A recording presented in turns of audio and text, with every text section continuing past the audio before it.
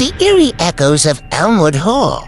Elmwood Hall stood at the edge of town, a majestic mansion surrounded by ancient oaks and shadowed by a dark history. It was a place of whispered legends and unsettling rumors, a mansion shrouded in mystery and guarded by a silence that seemed almost alive. The air was dense with the scent of decaying leaves as Emily, an intrepid young writer with a fascination for the macabre, arrived at Elmwood Hall. The leaves crunched beneath her boots as she approached the wrought iron gate, its once ornate design now twisted and foreboding. As she pushed open the gate, a chill raced down her spine, and she couldn't help but feel like she was being watched. The mansion loomed before her, its stone fog weathered and its windows dark like empty sockets. Inside, the air was heavy with dust and the weight of forgotten years. Cobwebs clung to the corners, and the grandeur of yesteryears had faded to a ghostly semblance. Emily's footsteps echoed through the silent halls, each sound a reminder of the emptiness that now pervaded Elmwood Hall. The main hall was a cavernous space, with a grand staircase that spiraled upwards, seemingly without end. Portraits of stern-faced ancestors lined the walls, their eyes following Emily's every move. She couldn't shake the feeling of being an intruder in a place where time had frozen.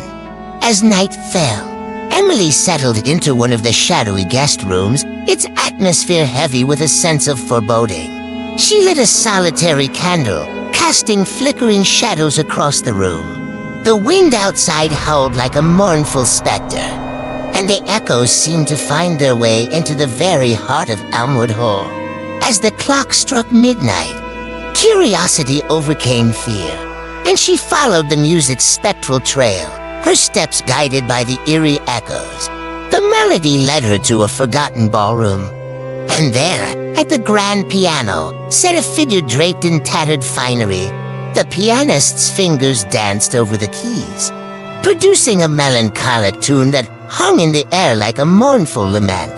Emily's voice quivered as she spoke. "Who are you?" The figure turned slowly, revealing hollow eyes that gleamed with a distant light. "I am Samuel Holloway," he intoned, his voice echoing through the ballroom. "This was my home, and music was my solace." Samuel's tale unfurled, a tragic narrative of love and loss that had bound him to Elmwood Hall. Long ago, he had been a renowned composer, his melodies filling the mansion with life and joy.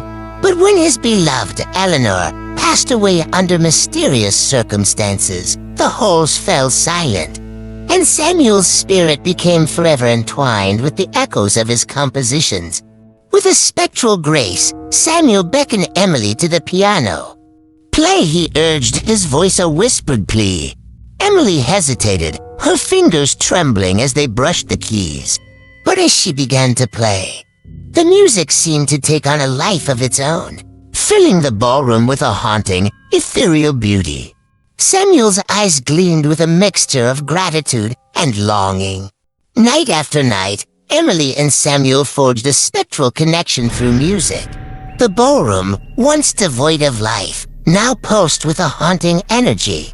The echoes of Samuel's composition seemed to seep into the very walls, breathing life back into the mansion. As the days passed, the townspeople noticed the change in Elmwood Hall. Lights flickered in windows long dark, and the haunting melodies could be heard drifting on the wind. Whispers of the mansion's revival spread through the town, mingling with the age-old legends. But as the final notes of their composition hung in the air, a mournful sigh seemed to emanate from the very stones of Elmwood Hall. Samuel's form wavered, fading like a wisp of smoke, his purpose fulfilled. In the wake of Samuel's departure, Elmwood Hall stood as a testament to the enduring power of art and the spectral legacy of its tragic composer. The mansion, once a place of darkness and despair, now pulsed with a renewed vitality. Emily knew she had been part of something extraordinary, a connection that transcended time and mortality. As she left Elmwood Hall behind, she couldn't help but feel a sense of gratitude for having been a vessel for Samuel's music. a bridge between the living and the spectral echoes that lingered in the haunted halls. Elmwood Hall had found its voice once more, and so had she.